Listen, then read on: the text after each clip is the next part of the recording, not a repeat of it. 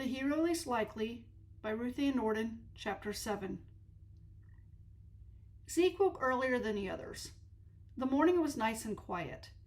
As he watched the sunrise, he couldn't help but think of Bernadette. The black of night was pretty for sure, but there wasn't much to see beyond the moon and the stars. Come sunrise, however, the sky lit up. It would start out with the darker colors like purples and the blues.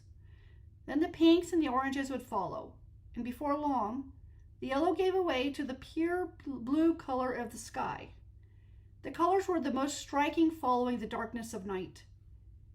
Zeke had seen plenty of pretty women in his time, but when he looked at Bernadette, it was like finding out what beauty truly was. It was a shame all he could do was look at her. It was even more of a shame that he would probably think of her every time he ever saw sunrise. A twig snapped, and he turned from where he had been resting against a tree. Blaze would have been too quiet. Blaze knew how to make sound when approaching someone, so he expected to see an animal. Instead, Bernadette was heading in his direction. He straightened up and gave her a greeting. He thought she might pass him, perhaps she was heading for the stream. But to his surprise, she sat next to him. He glanced over at the others. They were asleep. He didn't dare hope that she might be coming over here to see him because he'd caught her interest. He must remember that there was no way that he could compete with Blaze. "I can't sleep," she told him. "I figured I'd come over here. I don't want to be with the others when they're all asleep." "You're more than welcome to sit next to me. I'm just watching the sunrise." He could only pray that she didn't detect his excitement. He forced himself to take a deep breath and then slowly released it in the manner that his ma had taught him years ago. "I got to sleep early. I've been up here for half an hour." "Don't you get bored just watching the sky?" He shook his head. "I never get bored watching a sunrise. The colors change as the sun gets higher, and all the times I've watched them, no two sunrises are exactly alike. That's what makes each one such a pleasure to watch." She looked at the sky and gave a thoughtful nod. "I suppose it is pretty. I've never noticed how many colors there are in a sunrise, though I have noticed them in the sunsets." "I enjoy sunsets too, but there's nothing quite like a sunrise." And the comparison between her and the sunrise was even more striking with her being so close to him. A long moment of silence passed between them. He scrambled to think of something to ask her, but his mind kept coming up with the most inappropriate things, such as, "How is it possible that someone as lovely as you didn't find a husband back in Pennsylvania?" Or, "Do you think you could ever be content with someone who's just a deputy?" And he definitely could not ask her what it would take for her to give up Blaze. Thankfully, she prevented him from having to come up with something by asking, "How long have you been a deputy?" 5 years, he said. "And you enjoy it?" "Yes, I do. Ever since I was a kid, this is what I wanted to be." He paused. "Well, I wanted to be a sheriff like my uncle, but for that to happen, he'd have to die, and I don't want that. I'm happy just being a deputy." He wasn't sure what she thought of that, but he imagined that he had not impressed her at all. Then again, how could anyone compete with Blaze? "Do you go out a lot on these ventures to track down bandits?" she asked. "No. To be honest, most of the time, I'm needed to get a dog out of someone's yard, or to settle a dispute between neighbors who can't get along. Once in a while, a fight will erupt in town, and it can get violent. My uncle usually intercedes in those situations." Probably because his uncle agreed with Blaze on Zeke's inability to properly handle direct confrontation. What Zeke most wanted to do was prove to them and to everyone else that he could stand up in the face of danger and succeed. Maybe, with Blaze's help, he could finally accomplish it. He let out a sigh. "I really was trying to help at the canyon. I'm not saying that I can barge into a cave and take on all 3 outlaws like Blaze did, but I was hoping I could free myself of the ropes and get you out of there while Bauer and Big Mike were sleeping. I thought we could sneak out of there without Squeaky noticing." He shook his head. "I worked on those ropes until my wrists were bleeding." He glanced at the marks the ropes had left. He wasn't sure if they would become scars, since some went deep. She examined his wrists, and her eyes grew wide. How long were you trying to free yourself of the ropes? I started as soon as Bauer and Big Mike went to sleep. I don't remember when I ended up falling asleep myself, but I'm sure I was up for most of the night. They might as well have tied my hands with chains. He rubbed his wrists as he recalled how much pain those ropes had caused. Those men really know their knots. She chuckled. He hadn't meant that last comment as a joke, but since she laughed, he supposed it could be seen that way. He smiled. Well, you don't often come across men who know their knots like they do. She laughed harder, and his body warmed in pleasure. If only he could manage to be entertaining all the time. Then he would never feel alone. What are you two laughing about? Lucas asked as he came over to them. Zeke looked at the camp and noticed that Blaze and Gale were still asleep. That was good. He didn't need Blaze to think that he was trying to steal Bernadette from him. We were just thinking of how good Bauer and his men were at tying knots, Bernadette told Lucas. Lucas frowned.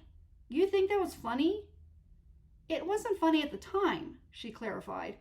But now that we're here and they're in jail, we can see the humor about the situation we were in. Lucas shook his head. I don't think I'll ever find that funny. I was sick with worry about you. Bernadette rose to her feet and gave her brother a kiss on the cheek. I'm sorry, Lucas. I never meant to dismiss all the worrying you did on my behalf. While Zeke wouldn't want to be her brother, he did wish that she would kiss him. Ideally, it would be on the lips, but she could kiss him anywhere, and he'd be happy. Pushing aside the thought, he stood up. Soon it would be time to head out. The best thing he could do while Bernadette and Lucas continued to talk was make breakfast. Around noon, Bernadette washed her face in the stream. As Gale approached, she smiled. The sand really picks up while we're riding on the horses, doesn't it? Gale returned her smile and removed her gloves. Blaze says that it only gets sandier from here. It won't be long before we're in the desert. I read books about the desert when I was a child. I'm anxious to find out how accurate those books were. Do you miss Pennsylvania? Bernadette asked. With a shrug, Gale dipped her hands into the stream. As long as I'm with Lucas, I don't miss anything. Bernadette should have realized that Gale would answer the question that way. Lucas and Gale were starting to seem like one person. The more time they spent on this quest, the more Bernadette noticed that the two were inseparable. Had Lucas not needed to relieve his bladder, she doubted that Gale would be here talking to her right now. Bernadette's gaze went to Blaze. He and Zeke were looking at the map. Blaze gestured in the direction they were heading, and Zeke offered a nod. Gale chuckled. I never would have believed it if I wasn't seeing it for myself. She cupped water in her hands and brought it to her lips to drink. What can't you believe? Bernadette asked. Gale finished taking her drink and answered, I can't tell for sure, but it seems like Blaze and Zeke are becoming friends. Have you noticed how Blaze has taken him under his wing? Lucas said Blaze has been teaching him how to shoot while throwing different distractions his way. What kind of distractions? I'm not sure, Gale began. Lucas only said something about Blaze carrying a snake that he just killed when they went out to practice yesterday. Bernadette inwardly shivered. So far, she hadn't had the misfortune of coming across a snake, and she hoped that she would never have to while she was out here. While in the cave, she had had to deal with enough bugs as it was. It's nice that Blaze can kill things like snakes, Gale went on. I bet that makes you feel better about being out in Arizona. The last thing you want is something like that making a home in your house. Well, I had thought of encountering snakes before, but thanks for the idea. Gale gave her an apologetic smile. I didn't mean to alarm you, but you have nothing to worry about. Blaze can capture anything. Bernadette supposed there was that. If one had to be stuck in Arizona, it was nice to have a husband who could kill things like snakes, then carry them around to scare a deputy while the deputy was trying to shoot targets. Is something wrong? Gale asked. Bernadette didn't feel like saying anything bad about Blaze. It was obvious that Gale thought he would make the perfect husband. However, she supposed she could ask Gale something while they were alone.